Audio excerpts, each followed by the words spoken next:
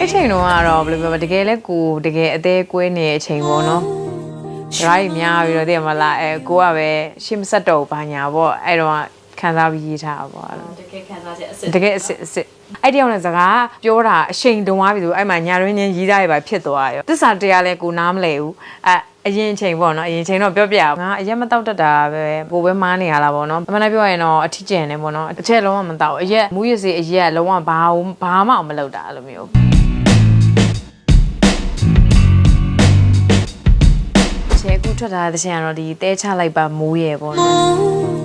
်ရှွမ်မလူလူနေညူအဲ့ချိန်တော့ကတော့ဘယ်လိုပြောမလဲတကယ်လဲကိုတကယ်အသေးကွေးနေတဲ့အချိန်ပေါ့နော်ကြာပါပြီအဲ့ချိန်တော့လည်းအဲ့ချိန်တော့အခြေအနေတော့ပေါ့နော်ရီးစားနဲ့စကားကြီးများပြီးတော့တည်မလားကိုကပဲတကယ်အစ်စ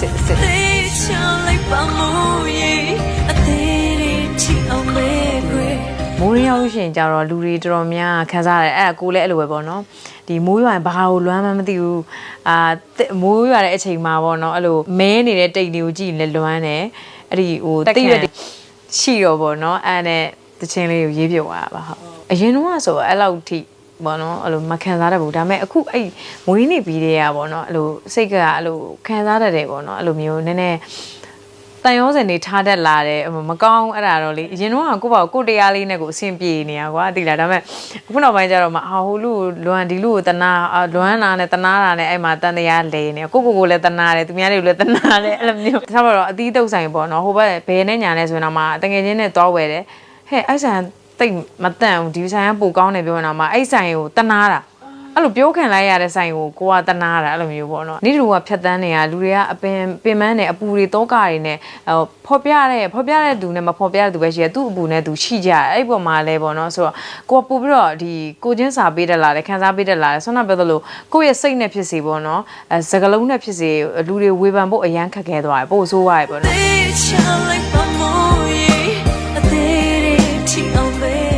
ရင်တော့ကတော့ဘလို့လူငယ်လည်းဖြစ်တယ်မိန်းကလေးလည်းဖြစ်တော့ဗောနော်ဟာဟိုဆက်စုတယ်ဟိုပါဆိုလဲစိတ်ဝင်စားတရားဆိုအဲ့လိုမျိုးအခုနောက်ပိုင်းတော့အဲ့လိုတအားစီးဆောင်တယ်ဗောနော်ကြောက်တယ်ဗောဒီဝစ်ကျွေးဆိုတဲ့ဟာတွေဗောနော်အဝတ်ကတကယ်လဲပါတယ်အဲ့လိုမျိုးဆိုကြောက်တယ်အဲ့လိုမျိုးဟုတ်အခုနောက်ပိုင်းဆွမ်းနာပြောသလိုတန်ဖိုးထားတက်လာတယ်ဗောနော်အရင်တော့ရီးစားလွယ်လွယ်ကူထားတယ်ဒါhonestly ပြောကွာကိုလူငယ်တယောက်ဖြစ်တဲ့အလျောက်ကဖွန်လဲအရန်ကြောင်တယ်အရင်တော့ကလေတကယ်ပြောကိုဝင်းခံတယ်အင်းတို့မဆိုင်ဘူးကျမကမိန်းမကောင်းရင်အဲ့လိုမပြောချင်ဘူးတကယ်ကြီးစားများခဲ့တယ်ဟိုအစင်မရွေးကုန်ကြိုက်တယ်ကိုကပေါ့နော်ဘလို့ဆိုညဘက်ဆိုရင်ကိုကတယောက်တည်းထီးကြံနေအမှကိုစကားတွေလာပြောနေတယ်အဲ့တယောက်နဲ့စကားဖောင်ဖွဲ့ပြီးတော့စကားပြောတာအချိန်တုံသွားပြီဆိုအဲ့မှာညာရင်းချင်းရေးသားရပါဖြစ်သွားရောရေးသားတွေကတော့များလာတယ်ပေါ့နော်ဟိုတစ္ဆာတရားလဲကိုနားမလဲဘူးအရင်ချိန်ပေါ့နော်အရင်ချိန်တော့ပြောပြရပါတော့တကယ်ငယ်တဲ့ချိန်တော့ပေါ့နော်ရေးသားတွေများခဲ့တယ်အဲ့ချိန်တော့ကိုယ့်ပုံမှာအဲ့လိုတန်ဖိုးထားပြီးတစ္ဆာရှိတဲ့လူတွေကိုလည်းကိုတန်ဖိုးမထားမိဘူးပြောချင်တာပေါ့နော်ဘာဖြစ်လဲပေါ့ငါစိတ်စင်ပြေတော့မစိတ်စင်မပြေလမ်းခွင့်မဲ့ဘာဖြစ်လဲပေါ့အဲ့လိုအတ္တနဲ့ပေါ့နော်ကိုလည်းမသိဘူးသွားခဲ့တယ်တကယ်အသက်အရွယ်တခုရလာတဲ့ခါမှာကျတော့ဒီသစ္စာတရားဆိုတဲ့ဟာကိုလည်းနားလည်လာတယ်ပြီးရင်အဲ့လိုမလုပ်ချင်တော့ဘူးနဲ့မှကိုအဲ့လိုစကားပြောချင်ရီးစားကိုအဲ့လိုမျိုးမထားချင်တာအဲ့လိုလေလုံးဝတီးတန့်ဖြစ်သွားအရင်ချင်းသွားတယ်ပေါ့နော်လက်ထက်တာတော့မနိုင်ဘူးလို့ယောက်ျားယူဘူးကတော့အစီအစဉ်မရှိဘူးပေါ့နော်ဒါပေမဲ့ဟိုဟာတခုရရှိရကွာခုနောက်ပိုင်းတော့ဆန္ဒပြတယ်လို့ကိုကအထီးကျန်လာတယ်ပြီးတော့တငယ်ချင်းမိတ်ဆွေလည်းမရှိဘူးတငယ်ချင်းလည်းဘယ်လိုပဲတယောက်မှမရှိလို့တော့ပြောလို့ရတဲ့အနေထားမျိုးပေါ့နော်အခြေကြတော့မတောက်တဲ့မစားတဲ့ပြီးရင်ကွာအဲ့လိုပြောပါတိတ်မကြိုက်ဘူးအလုတ်ကိုပဲတအားကြီးလေ serious အရန်ဖြစ်တော့အလုတ်ပ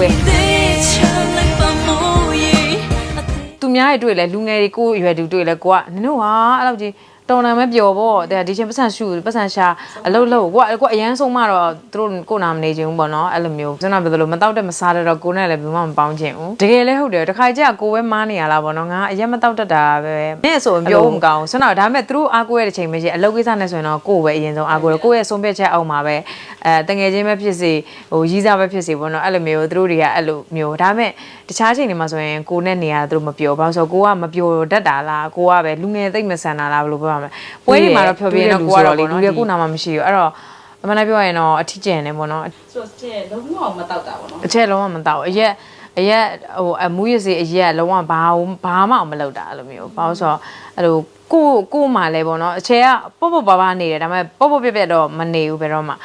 ကိုအဲ့လိုတတ်မှတ်ထားတယ်ပေါ့နော်ဘာမလုပ်အောင်ဆိုစီမင်းစီကန်တွေကများတယ်အဲ့လိုဆိုအဲ့လိုအရက်တောက်တာတွေပါဆိုလဲမလုပ်ဖြစ်ဘူးပေါ့နော်ကိုဒါကိုရဲ့စီမင်းစီကန်ပေါ့နော်အဲ့လိုမျိုးပေါ့ဒါစောင့်ထိန်တာကြတော့ဘယ်လောက်ကြာအောင်လဲဟုတ်ချက်ဘယ်ချိန်တော့မှမတောက်ခဲ့ဘူးတခါမှချက်ဘူးဆိုရင်သူများတွေအဲ့လိုပေါ့ချိန်တင်းစီးကွဲနေရလားလို့ချိန်တင်းအဲ့လိုတောက်ထားတာမူးနေပြီမလားလို့ဘာလို့ထင်မဟုတ်တကယ်တော့ချက်အရန် active ဖြစ်တာကွာသိမလားအရန်ချက်ကိုကြည့်လိုက်အဲ့လိုတွတ်နေရအဲ့လိုအရန်တွတ်တော့လူတွေအဲ့လိုထင်ကြတယ်တကယ်တော့မဟုတ်ဘာမှမလုပ်